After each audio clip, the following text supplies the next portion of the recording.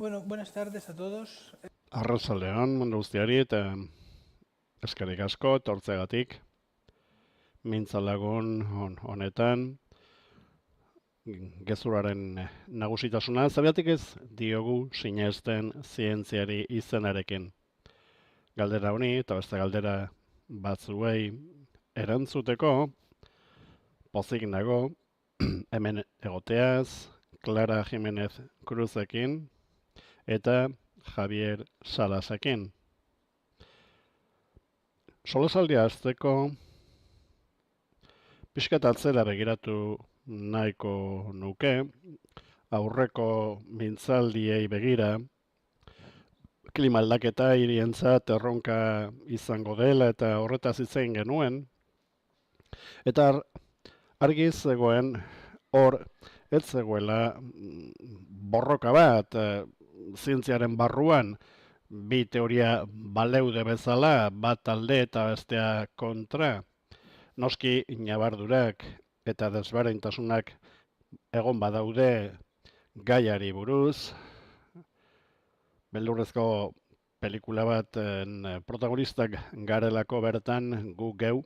Galdera da mundu guztia ados baldin badago gertatzen ari denarekin eta berbada konponbideekin ere eta arkitektu batzuekin ere egon ginen hitz egiten hiri askotan arazo honen aurrean hartzen ari diren neurriei buruz, era guztietako arazoi aurre egiten, galdera zen, informazio hori egon bazegoen, profesionalek baute dakiten zeintzuk diren konponbideak, eta zergatik ez den iristen informazio hori jendearen gana, edo nolako interferentziak dauden, edo nolako sintonia falta dagoen hori iristeko jendearen gara.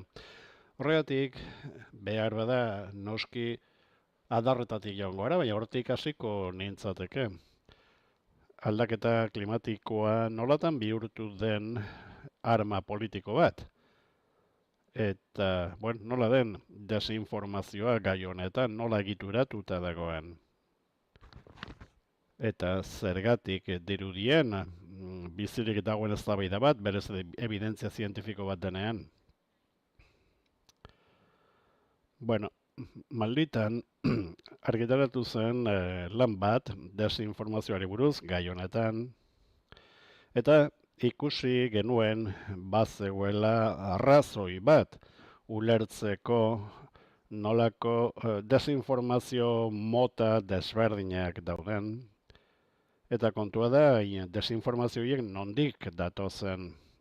Ikerlan horretan ikusi zen badaudela think tank kontserbadoreak, diru asko daukatenak, eta horiek bultzatu dituztela era honetako narratiba retardistak, eta horiek iritsi direla gizartearen gana, modu askotara. Zientzian 98% garbi dauka aldaketa klimatikoa existitzen dela eta gizakiaren eraginez gertatzen dela. Baina think tank horiek bultzatu dituzte diskurtso edo teoria batzuk jende askoren gana iritsi direnak diru asko daukatelako. Bai, hortik gatoz, hau da, pixka bat eztabaida publikoa zikindu nahi da. Nola desinformatzen da, gai bati buruz azken batean edo. Horretarako betire zientzialari bat jartzen duzu, negazionista baten aurrez aurre, baina egoera horretan zientzialariak gero sare sozialetan mehatxupean bizi da.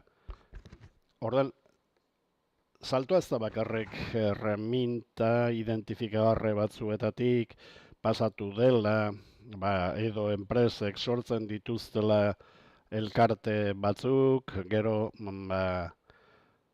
petroleo enpresa baten subentzio daukala, eta hori ikertu ziteken eta desenmaskaratu zitekeen joko zikin hori. Baina orain beste fase batean gaude. giroa oso pozoinduta dago, eta askoz ere zailagoa da orain.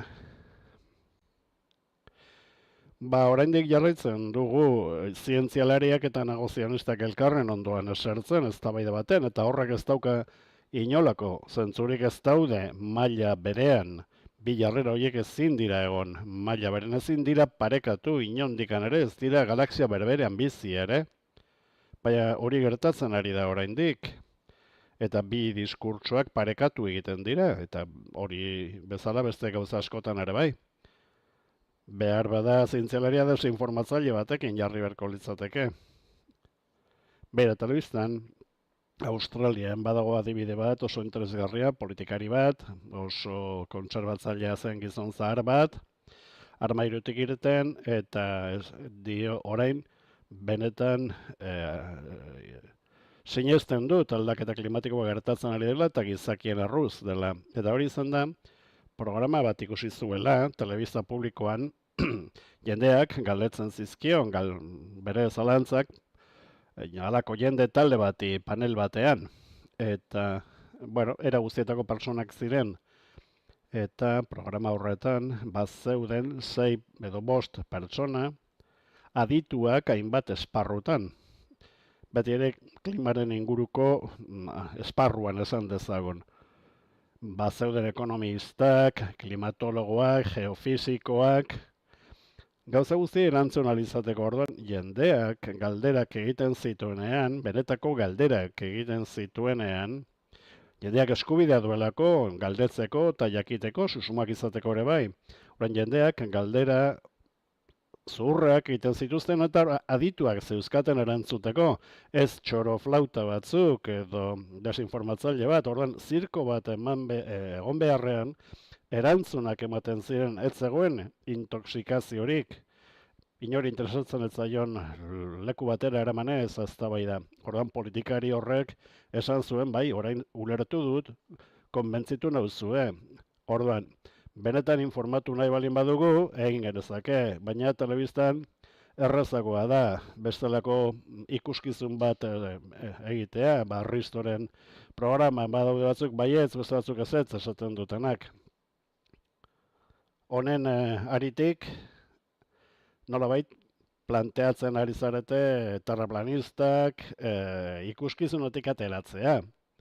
Orain galdetu nahi nizuen, gauza bat, demokrazian berdinen arteko dialogoa du oinarri, denek dutelako botorako eskubide berbera eta informaziorako sarbide berbera, nahi boleu. Baina baita gauza berdinei buruz hitz egiteko gaitasuna, batek realitate zientifiko bati buruz hitz egiten badu eta beste batek interesengatik terraplanismoari buruz ari bada, ez gaude gauza berari buruz ari. Orduan, Alan Smithek esaten zuen eztabaida publikoan era guztietako iritziak sartu behar direla, utzi diezaiegun terraplanisten hitz egiten, denok dakigu lurra ez dela laua, baina behar bada ez dakigu ondo azaltzen. Baina, zabateraino joko arauak aldatu dira, orain ez gara hitz egiten ari berdinen artean. Ez daukagu lekoa mankomuneko lenguaia bat, eta bigarren lekuan, eta gehiago interesatzen zait azaltzeko, nolako gaitasuna daukagu mezuak helarazteko jendeari. Badiru delako, bulloak etengabe iristen dira, etengabeko jasa dagoela, eta gainera ez dutela inolako dialogorik bilatzen. Orduan behar bada, batetik dago bulloaren intentsitatea, eta gero bestetik, zenbat neurritaraino terraplanismoak benetan borondata daukan bestea konbentzitzeko. Edo bakarrik den, eztabaida zikintzeko saio bat besterik ez. Bueno, ideien merkatuan abstraktuki hitz eginez ondo dago, baina gure gizartean ideiak, denok dugu noski adierazpen askatasuna. Baina algoritmoekin edo zein txorakeria bultzatzen da. Diskurso misogenoak bultzatzen dira, erremintak berak bultzatzen du, iruzkinak eragiten dituelako, laikak eragiten dituelako, orduan ideien merkatua trukatuta dago. Beste erreminta batzuk ari direlako funtzionatzen. Orduan, jendeari etzaizkio iristen iritzi desberdinak. Eta dana trukatuta dago, ez du funtzionatzen. Pentsatu behar dugu, lehenago diskurtso desberdin oiek, adibidez, egunkaria iristen zen, eta, adituei ematen zien garrantzia, eta ez adituak ez ziren nahi. Ez zuten, egolakorik ipintzen lehen planan, algoritmoekin gauzak aldatu egin dira. Eta algoritmoak beraiek ere aldatu dira. Zer, esango duela zazpi urte, beste logika kapitalista bat, besterik ez zeukaten oinarrian, monetizatu egiten zuten visualizazioan bitartez, baina orain, gero eta gehiago, beste logika bat dago azpian, logika ideologiko bat dago. Eta aldaketa hori ikaragarria da. Orain, sare sozialen informazioa konsumitzen dugunok, orain, jakin behar dugu hori aldatu egin dela. Eta orain, Twitterrek egunero erakusten dizuna, ez da algoritmoak bultzatzen duena gehiago gustatzen zaiolako jendeari, baizik eta beste zerbait. Edo zuri gehiago gustatzen zaizuna lehenago zen bezala. Orain algoritmoak erakusten dizu, Twitterren jabeak zuri erakutsi nahi dizuna. Eta ikusiko dugu hori besteetan ere gertatuko ote den. Sare sozialetan gertatzen da, baina berbada Washington Posten ere gertatuko da. Orain iritzi artikuletan gauza batzuk ez dira aipatuko, mundu aldatzen ari da zentzu horretan. Diozunaren aritik, esan dezagun, algoritmoak, ideologia baten aldeko jarrera hartu duela. Behar bada, aukera desberdinak ematen zaizkio bati edo besteari noski, baina ideologia baten alde jarri da, eta gainera ideologia horren aldeko buloak eta gezurrak sortzen ditu. Adibidez, pertsona oso katoliko batek esaten du harreman homosexualak pekatu direla eta jainkoak zigortuko duela. Ez, orain gauzak bestela funtzionatzen, algoritmoak berak bultzatzen ditu era horretako diskurtsoak. Orduan, beti egon da, noski pentsamendu konspiranoikoa nahi baduzu. Meteorito bat eroriko dela, edo Kristo itzuliko dela, edo lurra laua dela, baina talde txikiak ziren, egituratu gabeak, eta bakoitza bere neurarekin. Baina, nola ikusten duzue zuek desinformazioa ezote den estrategia bat, nahitakoa, eta ze puntutaraino industria bat ezote den.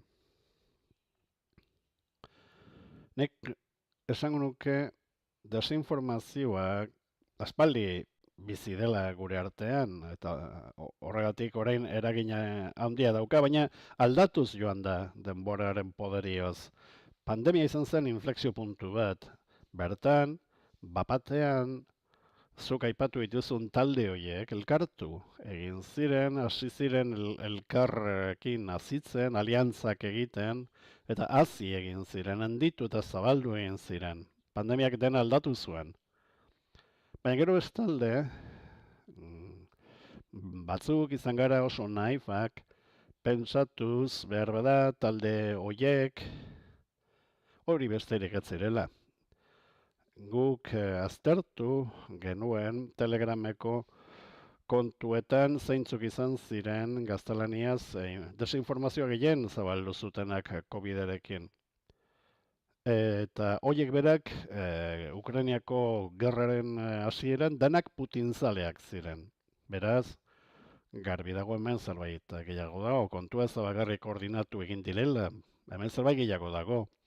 Hemen beste estrategia bat dago. Talde batzuek, interes batzuk dauzkate, kliman, zientzian, arrazakeria, migrazioan, eta bar. Badira talde politiko nazional batzuk, halako interes jakin batzuk dituztenak, eta gero noski atzarreko injerentzia ere badago. Hoiek berbada koordinatuta dauden modu batera edo bestera, elkarri lagundu egiten diote, eta badakite norbaitek kanpaina bat bultzatzen duenean, desestabilizatzeko, hori onerako izan daitekeela beste batentzat. Eta orduan elkarri bultzatu egiten diote. Hori gertatu izan da Valentziako danarekin. Bazeuden talde nazionalak desinformatzen, bazeuden negazionistak ere bai desinformatzen, eta bazegoen Errusiarren injerentzia ere bai, eta dena nahiko koordinatuta zegoen batzuk bestei laguntzeko. Eta biztan egon zen arrakasta dukizutela.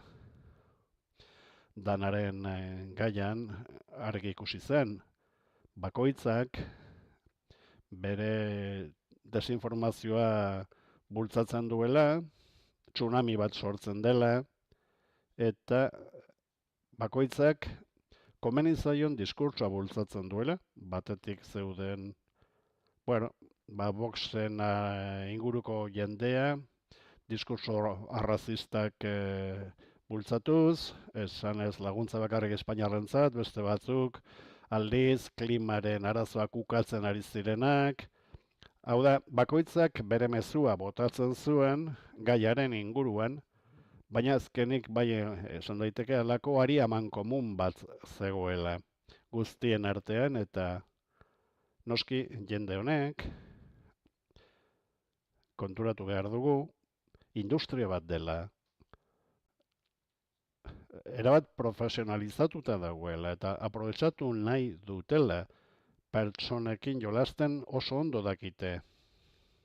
Badakite jendearen sumina eta azerrea beraintzat oso onuragarria dela.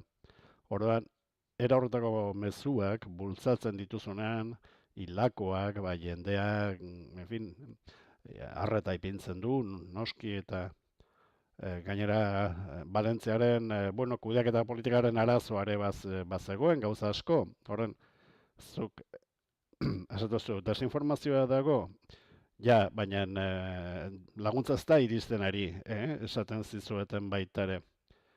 Eta kontua da, zuk esaten duzunean, bulo arrazistak bultzatzen ari direla, badirudi gobernua defenditzen ari zarela, bez? Gobernuak egin ditu gozak berbada gaizki, baina batzuk ari dira aprobetxatzen deskoordinazio hori beste diskurso mota batzuk bultzatzeko.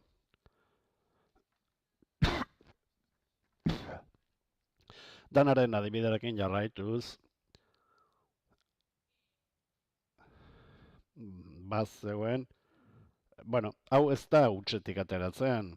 Hau da, tantaka eta tantaka daramatzate urteak hori horrela bultzatzen, gauza horiek, diskurso horiek, gurutze gorriari begira zer gertatu zitzaion. 3 urte daramatzate hori sortzen horren kontrako diskurtsoa, beste gauza bat ere bai. Guk egin behar duguna, zientziak eta oso garestia da. Ordu asko eskatzen ditu, lan asko egin behar duzu, jende askori galdetzeko, deitzeko, desinformazioa, 1000 mezu botatzen dituzu, inolako aleginik egin gabe. Bakarrik bat funtzionatzearekin nahikoa da. Narratiba da eraikitzen da eta jendearen gana iristen da.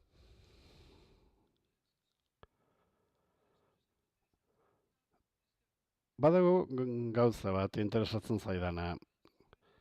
Hau da, azpimarratu nahiko nuke edo, galdera batekin, adibidez, albiste bat iristen denean pertsona baten gana, noski, bakoitzak bere aurre iritzien arabera interpretatzen du, baldin badago atentatu bat, Alemanian, arrazista direnek, berehala espero dute terrorista hori islamista izatea. Ultra eskuina baldin bada espero zula izatea, hori esperoko duzu. Horren kontu ez da hemen jendea interpretatzen ari direla gauzak bere aurre iritzien arabera, baizik eta badakigunean adibidez terrorista hori ez dela islamista izan, gezurrak esaten jarraitzen da. Bulo horrekin jarraitzen du. Hau da,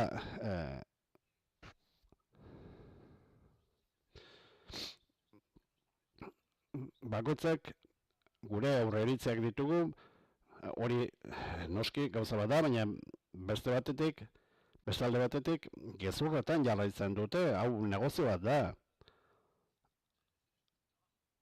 Badago jendea hortan dabilena, kazetariak ibiltzen diren bezala, albisteak bilatzen, beste batzuk egoten dira, era honetako gertakarien zain, beraien diskursoa kolokatzeko. Hori delako beraien lana. Ez da bakarrik etxean zain dagoen jendea bere aurre iritziekin dabilena. Baira, lehendabizikoari erantzunez, Klarak esan duen bezala. Debalde gertatzen zaie, bezute zer ordaindu behar buloak eta gezurrak botatzeagatik. Adibidez, Alemanian harrapaketa bat gertatu baldin bada, eta, bueno, berera esaten dugu kontuz, begiratu ezagunean ongoa den, siriarra den, edo ez dakitzer, baina jende honi bosta jola dio. Beraien mezua botako dute, berdin zaie. Adibidez, Erresuma Batuan neskato batzuk zituztenan, berela esan zuten musulmanak izan zirela. Gero jakin zen, ez, Ruandako zela berdin da. Edo Espainian,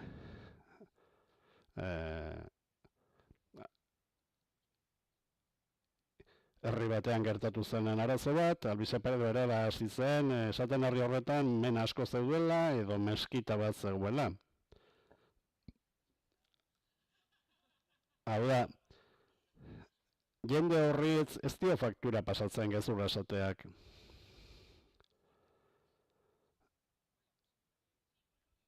Eta noski iritsi zen mezu hori jendearen gana. Kontu batzuk, lehendabiziko minutuen bertan, ateratzen hasi ziren esanez, hiltzaile bat, mena bat izan zela. Eta batzutan, pentsatzen dugu jendeak azkenik jakiten duela gauzak ez dela horrela izan, hori gezurra zela, baina seguraski jende asko ez enteratzen. Eta behar da, beste dieta informatibo bat espalin baukazu, mezu horrekin gelditzen zara. Hori ere estrategiaren zati bat da.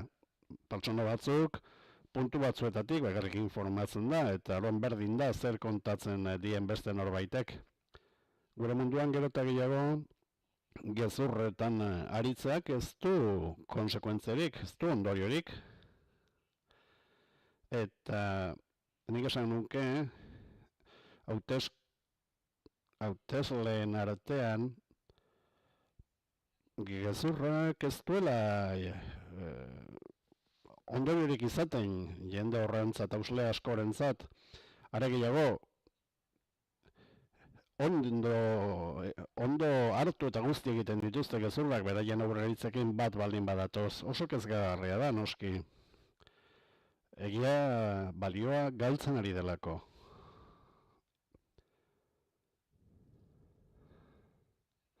Nik oso argi dauka, egiak balio handia dauka, baina nola konbentzitu hautesleen zati hori? Egiari balioa ematen ez badiote.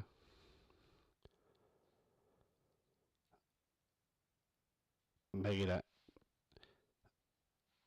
Estatu Batuetan txakurrak eta katuak jaten zituzten haitiarren bulu aterazenean, hori Trump bera hasi zen bultzatzen.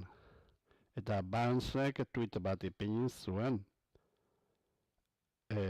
Oso argigarria. Kontua da, etxaia zanpatzea denbora guztian, badakiteleko mezu horiek etekin handia ematen diela, bai?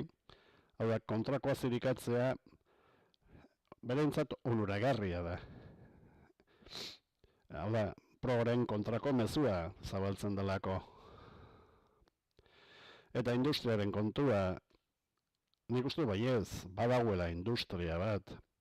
Gustatuko litzaidake, maragotzea, hemen, baina ez gaude hor.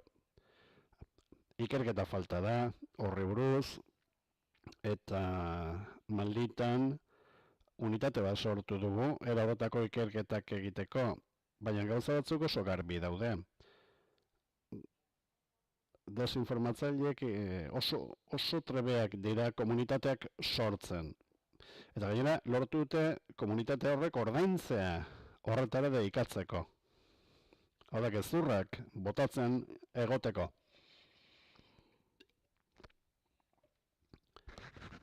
Espainian hori nabarmena da.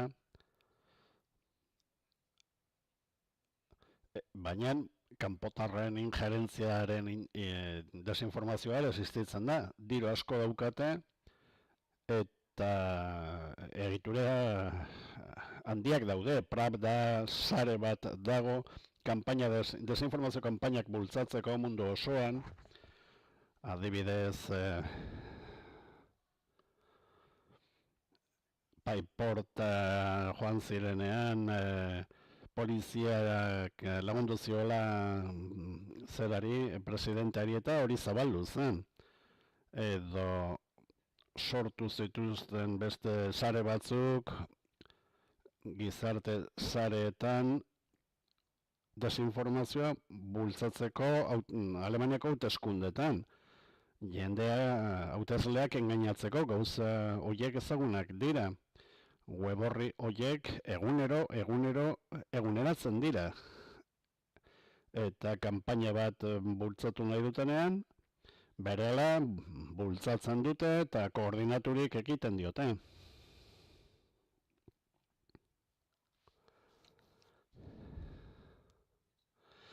Bueno, lehenago esan duzu pixka bat. Badagoela internazional desinformatzaile bat. Berra da, ez dauzkate interes guztiak berdinak, baina, bueno, bakoitzak bere interesa daukan jendea da, batzutan bat datoz, interes horiek. Horien aritik, kontua da, volumena, bai, hau da, informazioa jerarkizatuta dagoenean gizartean, ez estatuak eskuartu duelako, eta, bueno, komunikabideen pisuagatik, egunkari batek gezurtatzen baldin badu hiri lehende bat, bueno, garai horretan horrek pisua zeukan. Berdin zen, jende asko konbentzituta gotea zerbait satonikoa zela, baina, bueno, aski izaten zen, egunkari ospetsu batek horren kontrako frogak erakustea, eta edo, bueno, gezurtatu egiten zen hori eta mezu hori iristen zen. Egia da oraindik jerarkiak badaudela, baina mundu digitalaren ezaugarrietako bat da desjerarkizazio bat sortu dela. Eta buluak akosatzeko masak sortzen direla, hau da, milaka eta milaka albiste faltsu bota daitezkela, eta ez dago astirik horiek gezurtatzeko, eta hori arazo larria da. Zuek edabide serioetan zaudete, lan serioa egiten, orduan galdera da nola borrokatu dezakegu. Jerarkia hori galdu denean edo ahuldu denean, nola borrokatu daiteke kopuru handi horren kontra. Eta gero beste ideia bat, arazo hau nazioartekoa da, eta hori arrisku bat dauka horrek. Alferrek da hemen arauak ipintzea edo Europan era horretako montajen kontra, baina beste herrialde batean sortzen baldin badira zuk ezin duzu hori eragutzi. Gezur hori ezin dizu bidea itxi.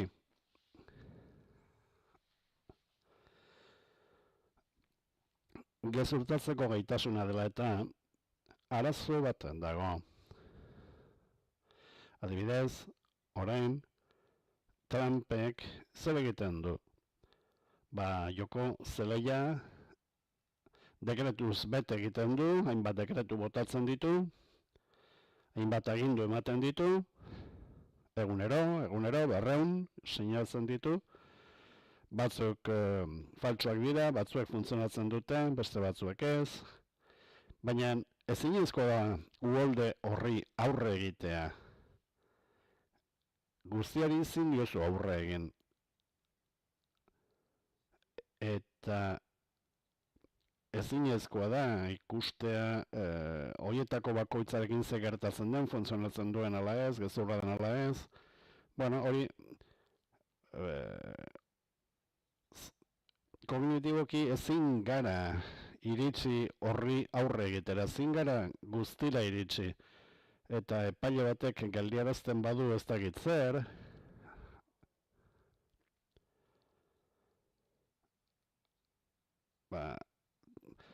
gauza bat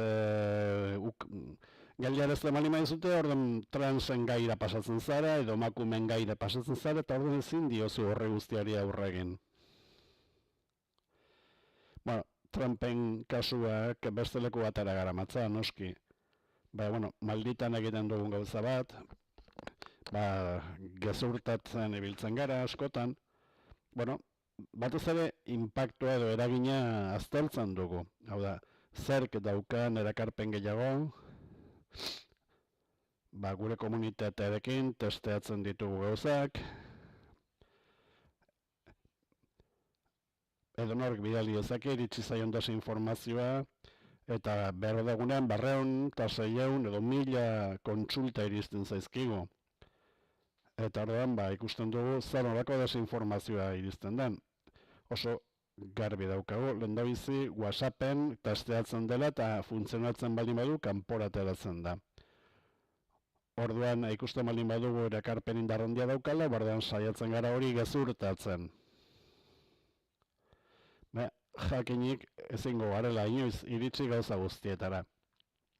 Eta gero bestalde, adimen artifizialarekin aztertzen ditugu narratiba guztiak, gero azterketa pixka luzeagoak eta sakonagoak egin ahal izateko narratiba horiei buruz. Adibidez, narratiba da, ideia desinformatzaile bat, hainbat buloren bitartez bultzatzen dena. Horan saiatzen gara, narratiba horiek erasotzen, ez joaten buloz bulo, oso zaila izaten delako. Baina Jabik dioen bezala,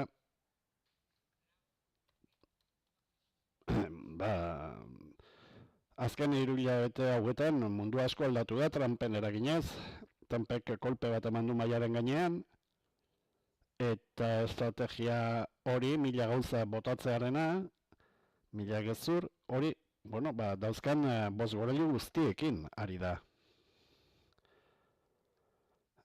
Eta horretaz ere gogoetatu beharko dugu, gauzak beraz konplexuagoak dira orain. Baina, desinformazioa nolabait outsider ospea zaukan gare batean. Hau da, sistematik, boteretik kanpoko jendea izan ziteken, naiz eta Rusia izan, azken batean, gure egituretatik kanpoko kontrabotare bat da. Ez kontuz, ez gaitezen engainatu. Politikoak beti gezurrak esaten dituzte, beti esan izan dituzte, desinformazio egiten dute, baina azken urteetan beste gauza bat ere aldatu da.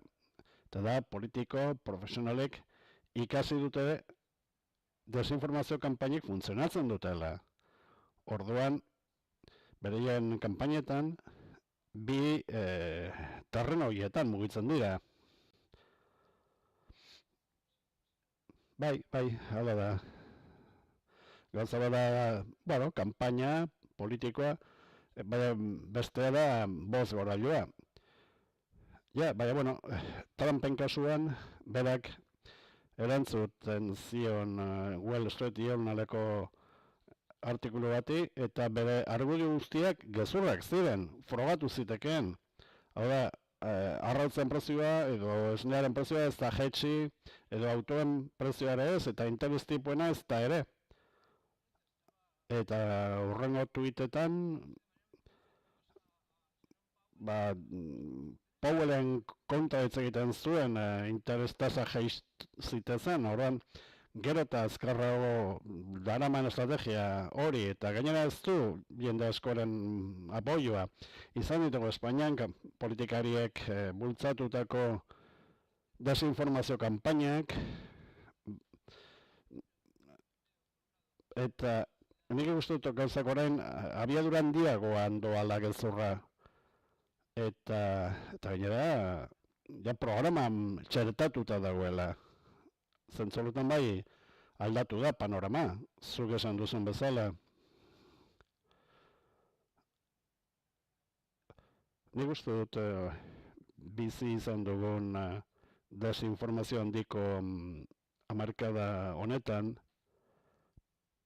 poliki gutxitu duela gure resistentzia gaitasuna gezurraren aurrean, gure listoia jeisten joan gara. Eta pixkanaka,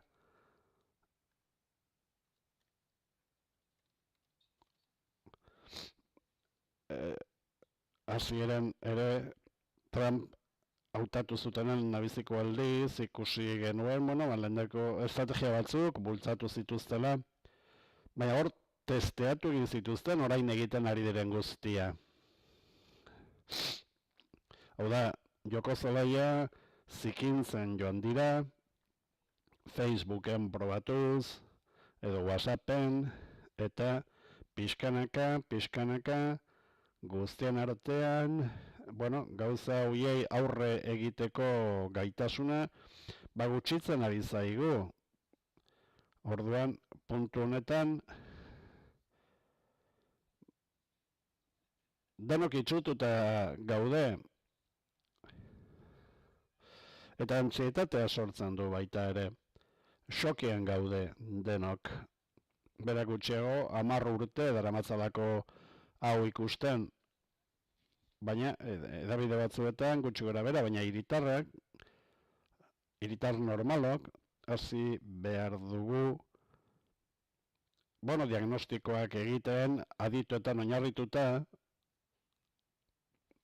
eta hemen arazo batean sartuko naiz. Sánchezek 5 eguneko hausnarketa egin zuenean, berak ez zuen asko lagundu desinformazioari eztabaida edo debatea baliagarri izan zedin. Berak berriro ere alor politikora eraman zuen.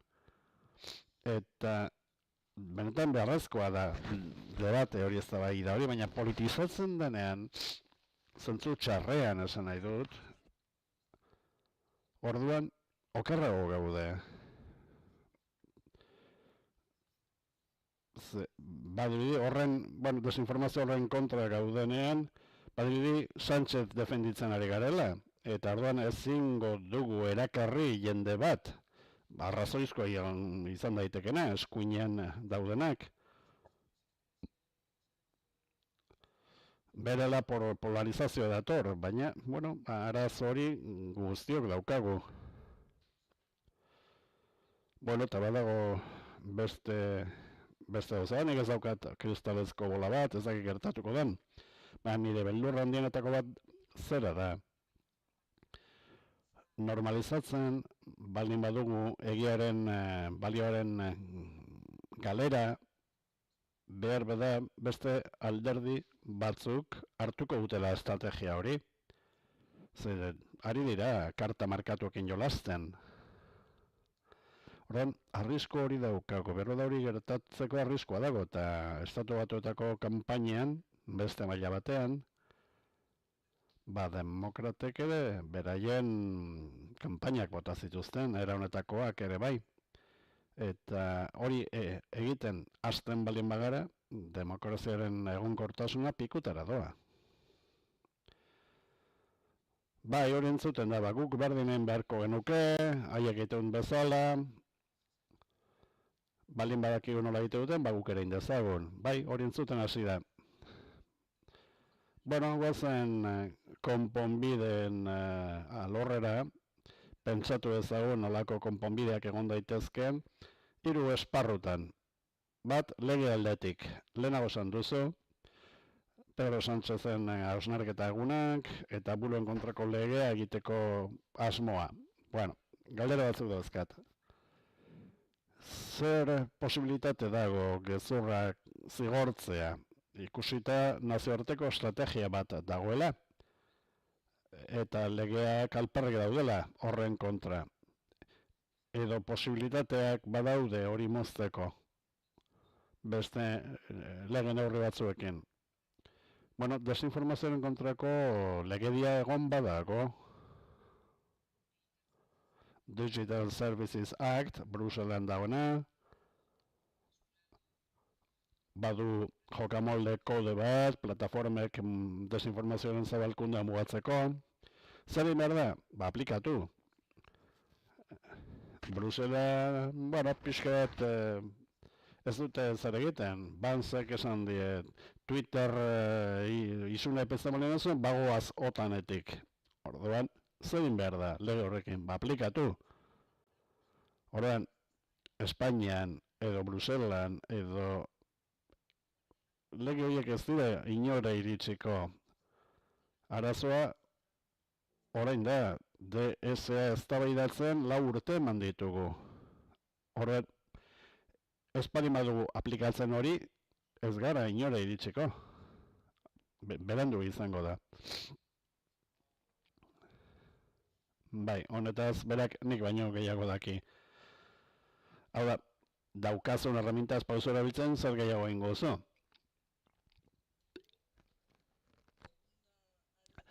Bigarren irten bide kontua, edabideak berak. Zuek, bueno, El País lan egiten duzu, edo zer egin dezakete. Zer nolako eztabaidak dituzue barruan, zer egin dezakezue.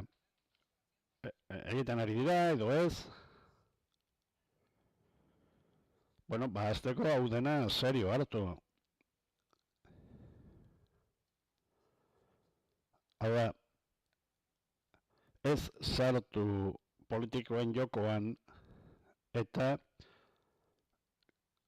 lehenago esan dugun bezala diagnostikoa badaukagunean saiatu kontra erasotzen. Badakit zaila dela, berandu iristen garela, baina bai hasi behar dugu pilak jartzen eta berak dioena. Hau da, identifikatu industria hori, gezurraren industria hori. Ez da pertsona bat pijaman jantzita bere etxean dagoena, ez, industria oso bat da. Ez da koñatu bat, Behin hori identifikatuta daukagunean, eta badakigunean nola funtzionatzen duten, orduan, ba, horien gana joan behar dugu. Desenmaskaratu behar ditugu, ondo azaldu, seinalatu, hori horretaz aprobetxatzen dena, eta joko horretara makurtzen dena. Nolabait gure garaiko ustelkeria morala da. Hau da, erakitzaileek, politikariak usteltzen dituztenean, ba, bezala, ba, hemen ere berdin egin beharko genuke. Nik ere zalantza asko dauzkat, eta uste du baiez kontra erasoa egin behar dugula, baina seinalatzearekin kontuz, Nik uste dut desenmaskaratu bai egin behar dela, erakutsi bai, baina kontuz, ibili, lerroburuekin, kontuz, azkenik, desinformazioari industria horri lagundu egiten diolako azken batean. Ikusgarritasuna ematen diolako eta gainera errentagarria eta zaile jarraitzaileen artean. Ez, bueno, kasu konkretura joan baino gehiago, ba, jendeari azaldu behar zaio, atzean dagoen makinaria, gaia konplexua delako, noski. Hirugarren hanka bat, soluzioei buruz, eta da, hiritarraren beraren erantzunkizuna, nola bide esateko. Batek esango luke, bueno, ba, hiritarra ez da, hori sagar pozointxuari kosk egiten diona eta harrapatuta geratzen dela armiar masare batean. Horan, kezka hau da, jendearen inozentzia induzituarekiko edo hiritarraren distrakzioei dagokienez, demokrazia batean, adibidez, lehengoan ikusi nuen Tuzidides historialari grekoak bere garaian esaten zuen zulo beltz bat edo zen sistema demokratikorako dela hiritarren erlajazioa. Honela dio Tuzidesek, gizakiok tradizioa jasotzen dituzten batzuk bestengandik frogatu gabe, albisteak azken batean. Eta dio, hain gutxia jola dio Atenastarren gehienei egiaren bilaketa nahiago dute, entzuten dute lehendabiziko gauza onartu. Ez da lehendabiziko gauza, entzuten duguna, Josbanek ere esaten zuen, Margaret Thatcherren estrategiak, lortzeko langileek eskuinaren alde, bota zezan, hau da, erakargarria egin ahularekiko gorrotua zure eskubidea defendatzea baino. Hobeda jendeari pentsaraztea, okupabatek zure etxea okupatuko duela, edo zure tradizioak hautsiko dituela,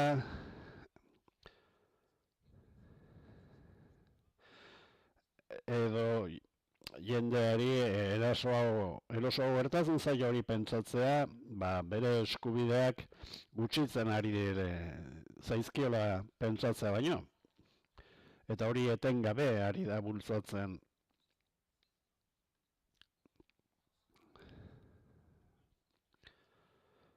Benetan, jendearen eskubideen kontra gorrotorren bitartez, hain zuzen ere, beraien eskubideak defendatzearen kontra ari direlako. Orduan jendearen bizitza okerrago doa, Trump bezalakoi botua emateagatik. Noski, gorrotua behar bada indartsuagoa delako botua emateko orduan. Orduan, galdera hori da. Nolako erantzunkizuna daukan hiritarrak, ez dakit nola deitu edo informazio kontsumitzaileak, eta noski profil desberdinak daude. Nire lanean,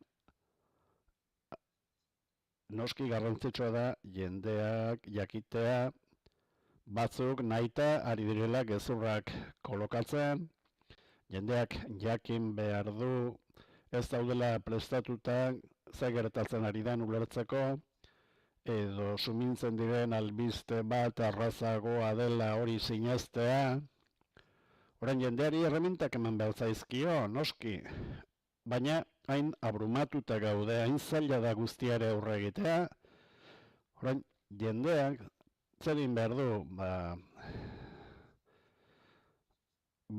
ondo dakizkiten 3 gauzetara mugatu. Hau da, era honetako izugarriekeriak gertatzen direnen, jendeari ezin zaio eskatu gertatzen den guztiari adi jartzea. Edo esaten dugunean bulu batek funtzionatzen duela, pertsona batek hori ikusi du, retituatu du, baina liberean afaltzeko ez dakitzer, bilatzen ari da, edo etengabe ari zaizkigu gertatzen mobilean, eskuan, eta hori irentsi egin duzu.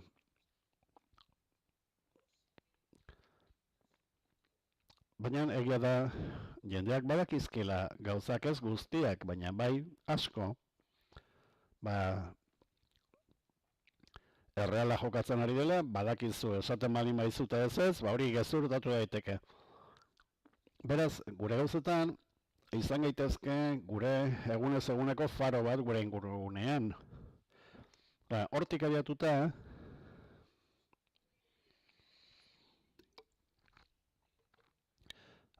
konbertsazioa berreskuratu behar dugu. Ezinezkoa da egoera honetatik irtetea, ez palin badago aurrekoarekin hitz egiten. Etengabe egiten dugu, Ba, nola gezurtatu zure koinatua zer gezur esaten duenean, baina ez, gure artean hitz egin behar dugu, eta koinatuari, zure koinatua delako, oso baboa baldin bada ere, berreskuratu behar duzu, zure koinatua, zure familia delako.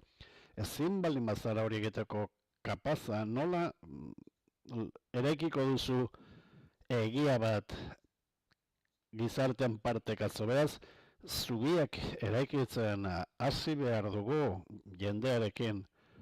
Behar bada esan ez, mira, nik ulertzen dut, pentsatzen duzuna, baina biok gara futbol zelaiko ikusleak eta entzuidazu pixka bat, hori egiten ez palin badugu, gizarte oso hautsita dago, bai? Eta gainera polarizazio hori, hau da, konbertsazio horik ez adakar. Eta jendeak zer esaten dut, berdin dit gezurra bali bada ere, niretzat onuragarria da, niren alde ateratzen da.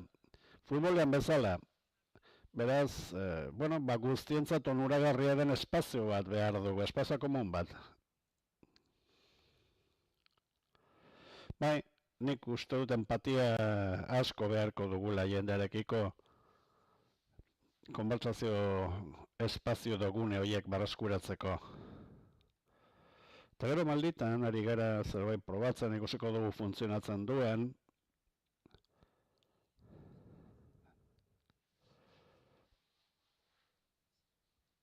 norbait zentzu komuna barraskuratu behar dugu. Hau da, teknologia bat ongo balitz, adibidez, dana eragin duena existituko balitz, ezingo zuten antzeko zerbait egin gazan edolako zerbait, edo zuk jendeari zure aizpari kontatzen balin badiozu txisme bat, zure familia osoak jakiten du berehala. Horan eguneroko gozetan zentzu komun hori erabili, barraskuratu. Bi maila bezale daude, gezur borobila oso erraza dena desaktibatzen, baina gero, badago bulo egituratu bat, gorroto ideologikoan oinarrituta dagoena, sustraituta dagoena, baina begira, Valentziako denaren kasuan, eta ia dena oso burdoa zen, ez bakarrik datuak, narratibak ere bai, hau da, zuk esan dezakezu, begira ez da izan,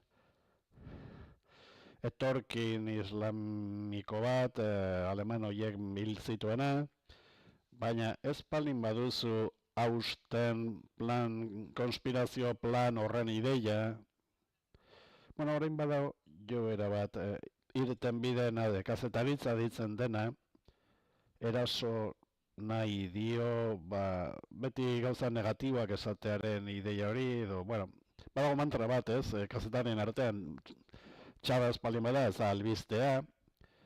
Horan, aztertzen ari da, honek denak nolako eragina daukan arazoak ulertzeko moduan. Eta, kazetaritzan hori lantzen ari da, baina jakina oso garestia da.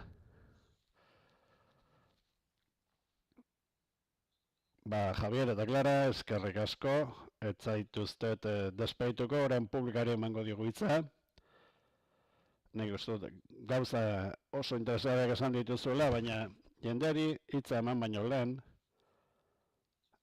Jordan Arretxeri eman nahiko nioke hitza, Notiziaz de Gipuzkoakoa da, zerbait esan nahi baduzu. Gabon eta eskerrik asko elkarrizketa honengatik. Nik badut galdera bat, kazetaria naiz, eta askotan zalantza bat izaten dut. Bertan ere, hiri mailan, baina ni aruntzago noa. Hau da, berda, zu Javier, zure eguneroko lanean, eramaten duzu hori aurrera, zuk reportaje bat egiten duzu, erakusten dizuten modutik, unibertsitatean erakutsi dizuten bezala, baina horrek ez du gero funtzionatzen. Kanpoan zarata asko dagoelako, desinformazioaren industria hori dagoelako. Hortik gora joan da, bezakit atera da hitza narratiba. Ez dakiz neurritan orain galtzen ari den partida hau, ez dakit begarren zati bat egon gote den, eta irabazteko aukera izango gote dugun, baina behar da ez dago bide labur faltsurik ezin zaiola honi buelta eman, baina behar da zalantza zera da geratu daitezke bakarrik datuekin, adibidez Brexiten kanpaina. Aldez zeudenek, gelditzaren aldez zeudenek datu guztiek zeuzkaten, eta Brexit eta gero frogatu da gauzak horrela zirela. Baina, bueno, hainbat bulo bota ziren, Ingalaterran, hainbat gezur bota ziren, gero frogatu direnak ezetz, edo Farasek ero onartu zuen gezurretan ibilizela, baina irabazi eta gero berdin da. Ordan, hemen arrazioaren eta emozioaren arteko dikotomia dago. Behar da, bueno, beti ibili izan gara datuen atzetik, baina behar da, arazoa ez dago kazetariaren esku, baizik eta gizarte zibilaren esku. Behar da, egia da, datu erreala garrantzitsua dela, baina gero emozioaren garaian bizi gara. Eta gainero, gizarteari itxaropen pixka bat ere eman beharko zaio, ez?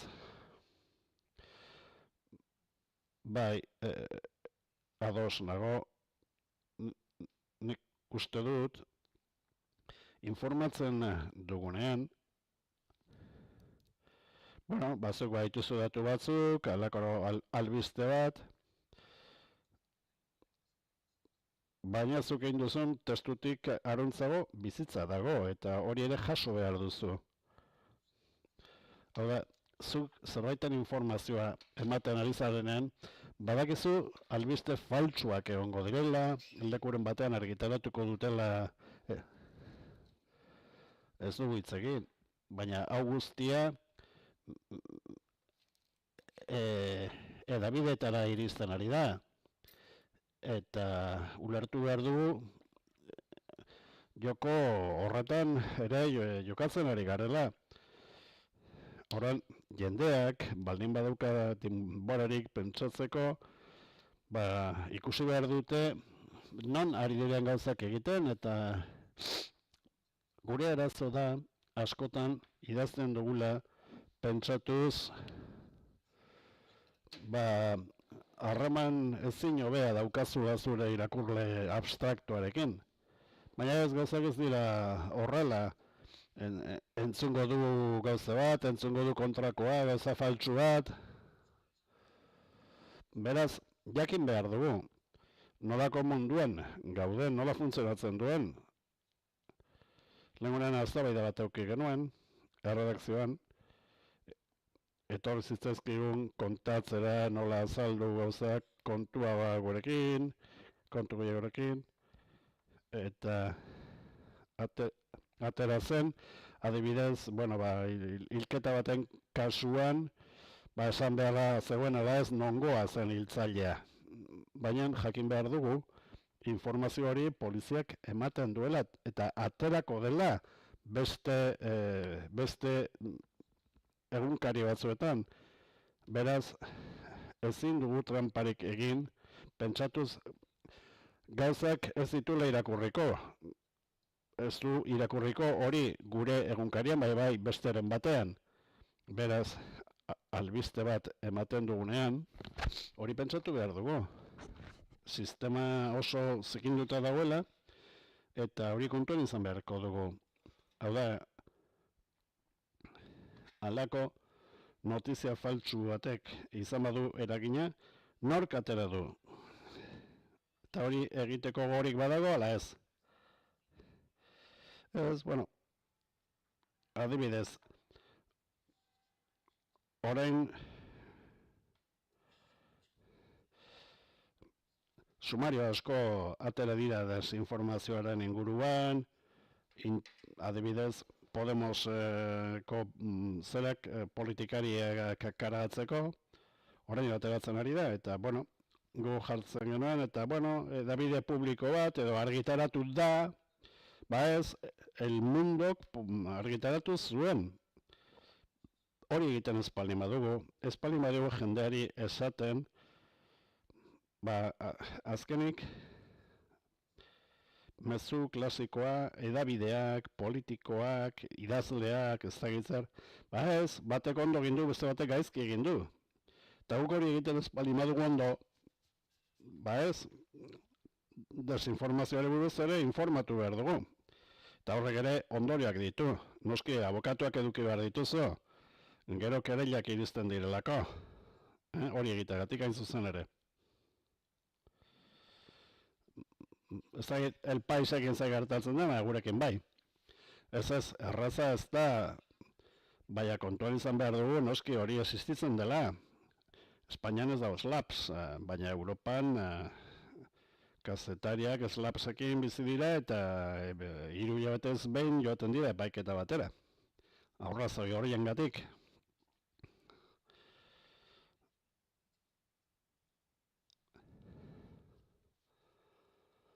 Geixo, arratsaldean, nik orain badago debate bat, ze espazio eman behar zaien era honetako kazetari batzuei, era honetako buluak zabaltzen dituztenei, zer uste duzue honetaz?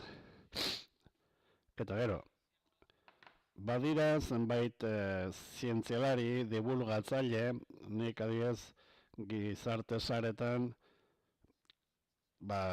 terraplanismoaren gaia atera duzue, edo aldaketa klimatikoaren negozianistak. Bueno, badago eztabaida bat divulgatzaile zientifikoen artean, ia benetan eztabaidatu beharra ote dagoen jende honekin. Eta jakin nahiko nuke zein den zuen iritzia. Ez dagoelako oso garbi. Uste dut bi posizionamentu hauek, euskatela pisuzko arrazoiak defenditzen dutena defenditzeko. Oda, bereekin debatitu behar olin bada, desenmaskaratzeko modua delako, edo ez, bereekin foko bat ematen diezulako.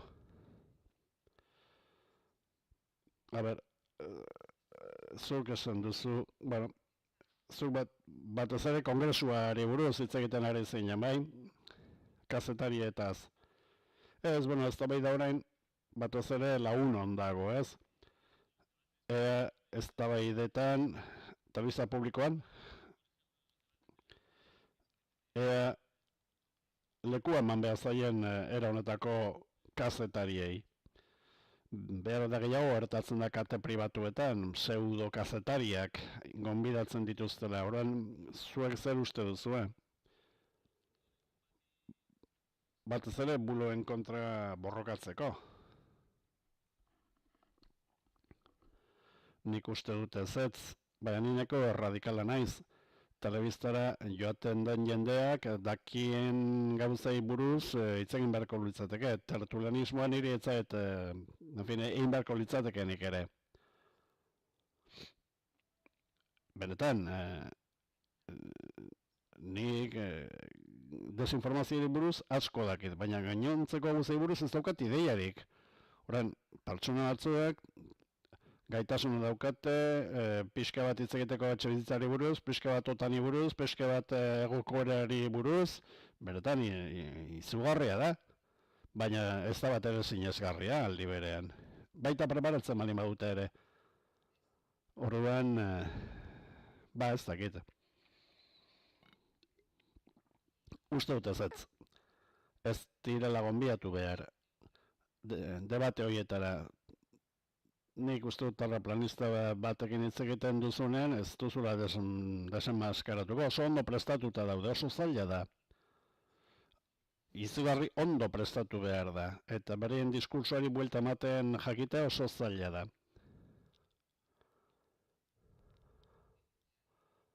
edo lehenago esan duguna, ez dauden maila berean. Benetan galaxia desberdinetan bizi gara.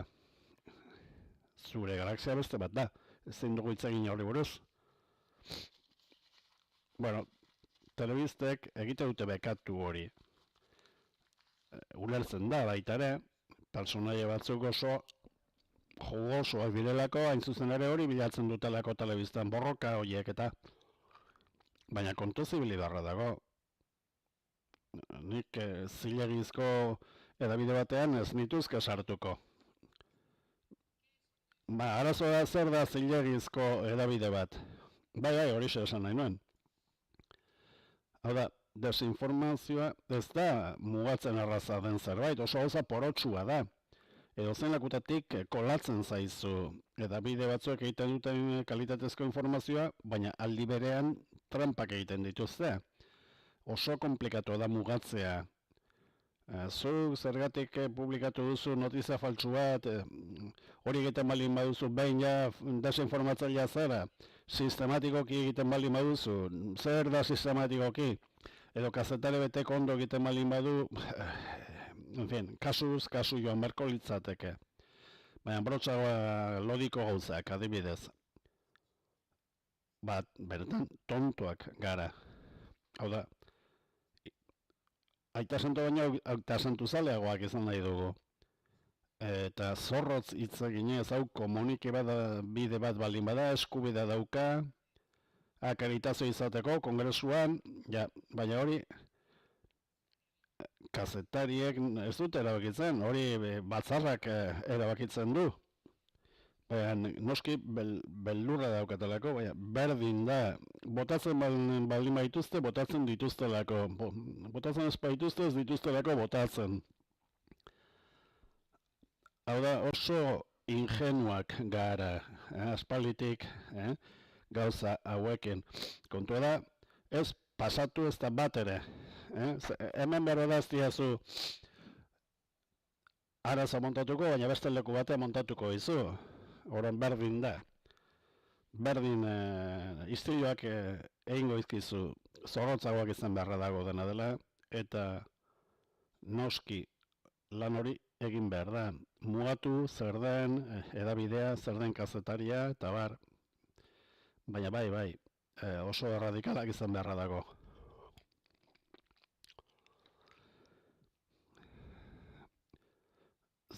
Tertulia batera eramaten dituzunean, zuku pentsatzen duzu jendeak badakiela, baina ez, jendeak ikusten du, eta telebistan irten da, eta jendeak sinestu egiten dio.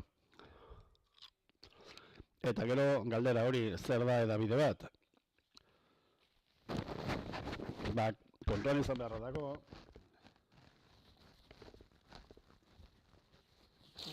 pixka bat, gobernu sozialistak hartu duen bandera hori, eta arriskua da, gobernuak berak zehazteko zer den edabide bat. Eta hori oso arriskutsua da. Badago lan bat, egin beharko luketena, edabideek, eta da mai batean, denok eseri, eta esan, autorregulazioa behar dugu, eta guztion artean, ipine behar ditugu, baldintzak, hauek izango dira, edabidea izateko, eta hauek espalin badira betetzen, kanpora. Arazoa zein da? Edabide asko ez direla eseriko mai horretan. Horren oso zaila da.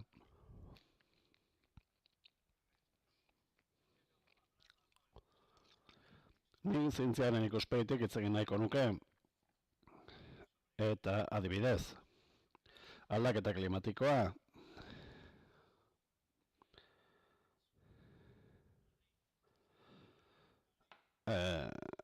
nik adibidez, zientziak ikasi nituen, eta lege bat egiteko, behatu eta esperimentatu behar da realitatea, eta neurtu hainbat aldiz, eta eztabaidatu, eta eztabaida horren bitartez, iritzi guztiak sartzen dira, eta halako teoria bat, jaurtitzen denean, edo egiten denean, teoriari frogatu beharra dago, esperimentuen bitartez eta realitatean. Orduan, hemen, aldaketa klimatikoari egia absolutu bat ematen zaio, Newtonen legea bezala. Newtonen legea esperimentatu da, kontrastatu da, eta gero lege bihurtu da. Zientziarentzat, orain, aldaketa klimatikoaren lege bat da, egia bat da, eta beste guztia buloa da. Hori da lehendabiziko galdera. Bigarrena, hemen, esan da, desinformazioa gora eta diru asko erabiltzen dela edo dutela, eta milaka gezur eta bulo asmatzen direla, baina nik errealitatea ez dut hori ikusten.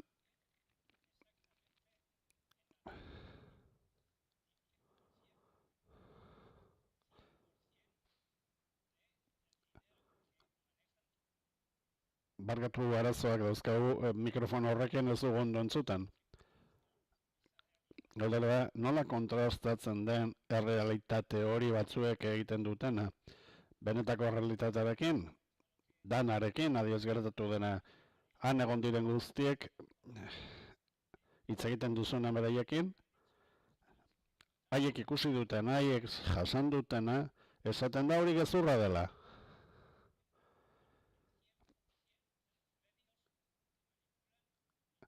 Eta aldiz egia da, dirua eta manipulazio egiten duten erabideek. Bueno, nik erantzungo dut. Aldaketa klimatikoari buruz, badago adostasun orokor bat.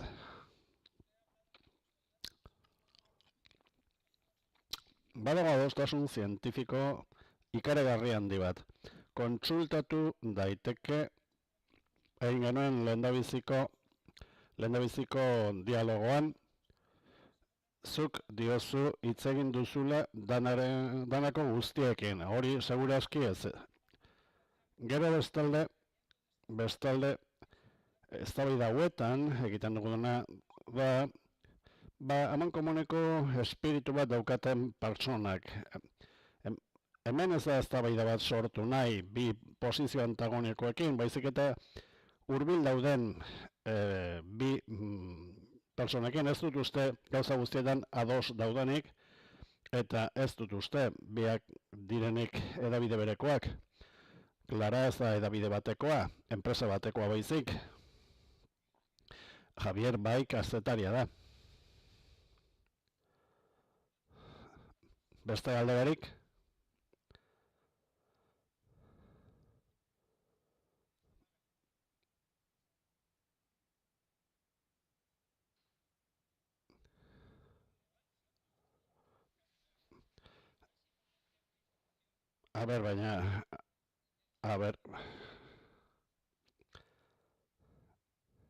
Begira, egiari buruz hitz egiten denean, gauzak askoz ere konplexuagoak dira.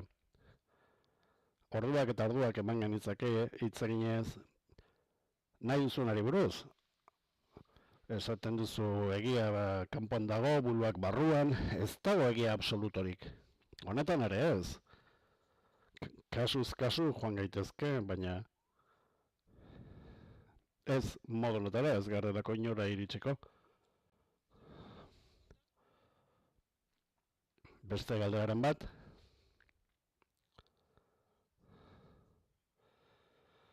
Bueno, berbadaren daukagun arazoa da hemen botere borroka bat dagoela. Berez gizakiaren hasieratik bertatik, eta horrek asko baldintzatzen gaituela. Horren, interpretatu besterik ezin dugu egin. Baina, jakin behar dugu zeintzuk diren, momentu bakoitzean nagusi diren kontzeptu funtsezkoak. Giza eskubideak, adibidez, justizia, eta bar. Horren,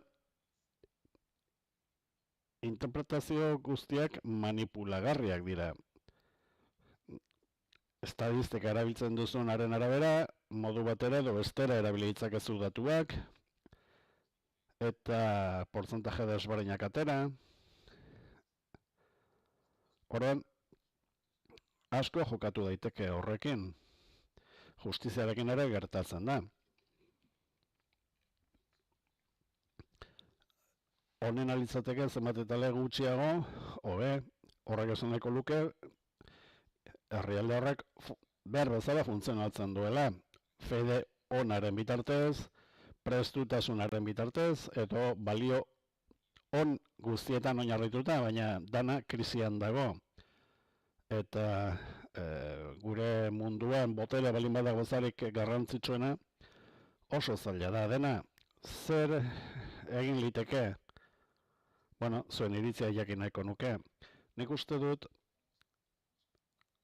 gutako bakoitzak gure bizitzan egin dezakeguna, humiltasuna dela, prestutasuna dela, beti saiatzea, beti ez nagusitzen gure egoa, gure ondo gelditu naia,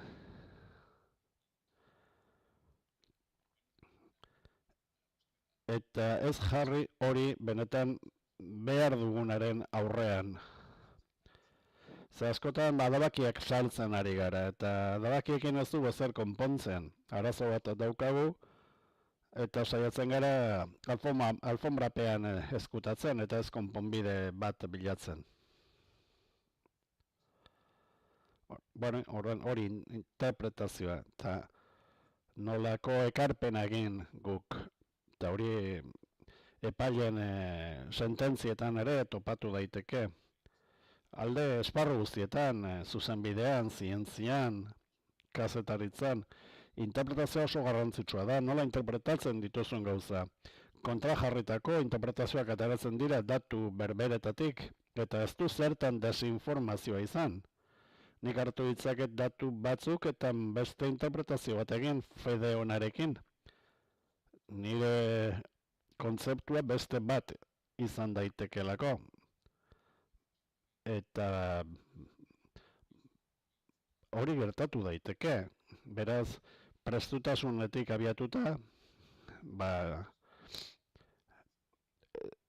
saiatu ez nork daukan arrazoia, baizik eta zeratik dauzkagun ikuspegi desberdinak. Begira, hori historikoki gertatu da, eta jarraitzen du. Langabeziaren datak ateratzen direnean, egunkari bakoitzak bere interpretazioa botako du. Bakoitzak bere interpretazioa egingo du, datu berberari buruz. Hori, hala da, zuk esan duzun bezala. Orain, ez dugu ez da gauza berberari buruz hitz egiten ere. Ez da egunkari bakoitzak interpretazio bat daukala, bakoitzak bere ikuspegitik, baizik eta guztiz gauza desberdinetaz hitz egiten ari garela. Eta orain, gertatu ziren gauzetaz ere hitz egiten ari gara. Hau da, egunkari batzuetan gertatu ez diren gauzei buruz ere hitz egiten dute. Orduan, errealitatea interpretatzearen kontu hori, denbora hori, ondo legoke horra iritsi ahalko bagina. Zuk garai batean, abeze erosten bazanen, bazenekien gutxi gura bera, beraien ikuspegiaren bitartez, nola ikusiko zuten errealitatea. El mundo kekuiko zuen berea, el paisek berea, baina orain beste arazoa daukagu.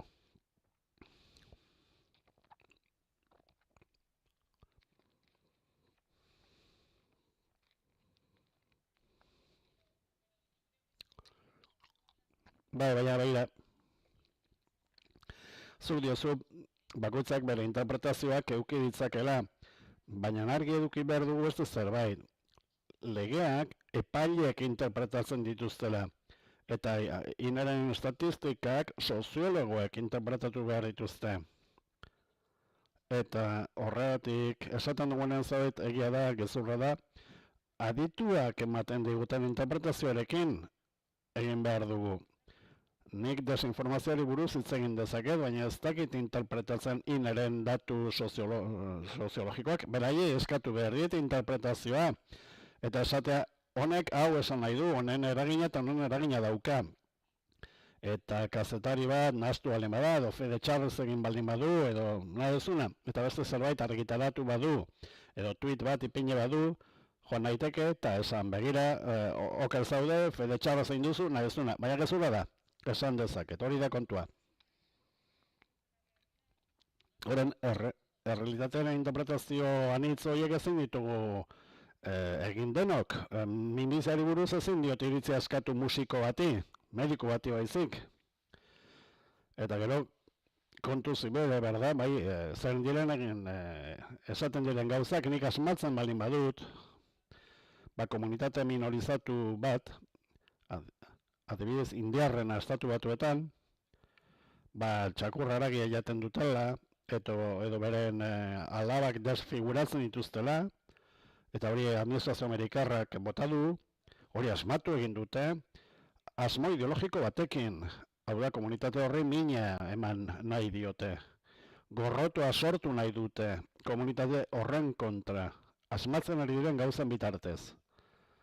Horan, interpretazioaren teoria azuk planteatu duzuna, ala izan beharko luke, dialogo benetako batean, bai, berdinen arteko dialogo batean, bai, gauza berdinari buruz hitz egiten ari garen garela, baina hori ez da orain gertatzen ari. Azteko gezurrak botatzen direlako, nahita botatzen direlako, eta gainera eraso nahi zaiolako bere burua defenditu ezin duen bati. Ez daukalako, bozgorailu berbera, Trumpek daukana adibidez. Horrean, adostasun espazioak, interpretazio espazioak, segun eta zertaz hitz egiten ari garen, eta norekin, beste kasu batzuetan, gezur intentzionatuak daude, norbaiti, batez ere ahula den norbaiti, eraso egiteko. Orain, albiste baten aurrean, zer egin behar dugu?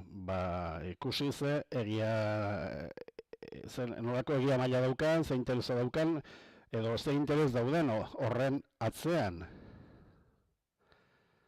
Benetan, botatzen diren gauzek, asmo txarrak dituztenean. Zait beste galderarik badagoan.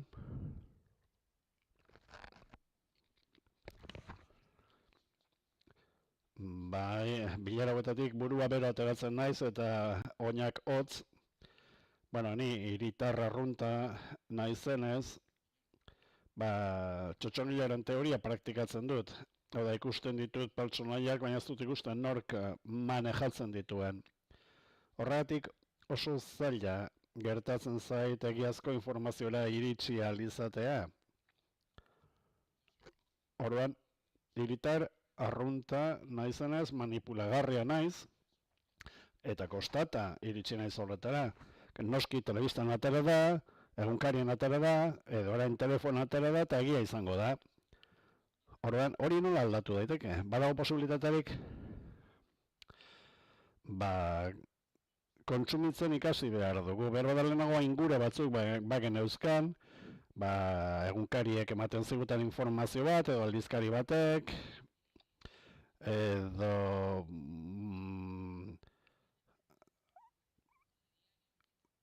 telegunkarian informazioa ematen izute, baina lotzaldean beste zerbait egiten dute, baina orain hori dana desagertu da. Ikusten duzunen pantalla txiki batean testu ingururik gabe, beraz, berriro ikasi behar dugu konsumitzen. Horregatik asko aipatzen da, hitza oso itxusia da, alfabetizazio mediatikoari buruz hitz egiten da. Horren, irakatsi behar zaiola eskoletan desinformazioa ezagutzen, baina hori ez da umeek bakarrekin behar dutenak. Hori guk geuk ere egin behar dugu, denok egin behar dugu. Hora, egunean 24 orduz, egunero zazpiegunez, informazioa konsumitzea dieta honen bitartez, benetan ikasi behar dugu. Informazio hori jerarkizatzen, eta ikusten zerekin geratzen garen, zerekin ez, eta hori lan handia da, horretik da oso konplexua konpontzea. Ondo legoke kursoak egin alizatea, baina oso konplexua da. Denbora eskatzen du, jendearentzat denbora eskatzen du. Ez da, inaraza jendeari denbora eskatzea. Eskailera garbitzen pasatzaitu zoren ezagetzen bat ordu, nola eskatu jendeari denbora honetaz bere bura prestatzeko, oso arazo larria da. baina bai, hiritartasun aktiboago bat eskatzen du, hori biztan da. Bueno, hemen utziko dugu, eskerrik asko, zuen arretagatik, eskerrik asko, Javier eta Clara, eta hurrengora arte. Txalo handi bat.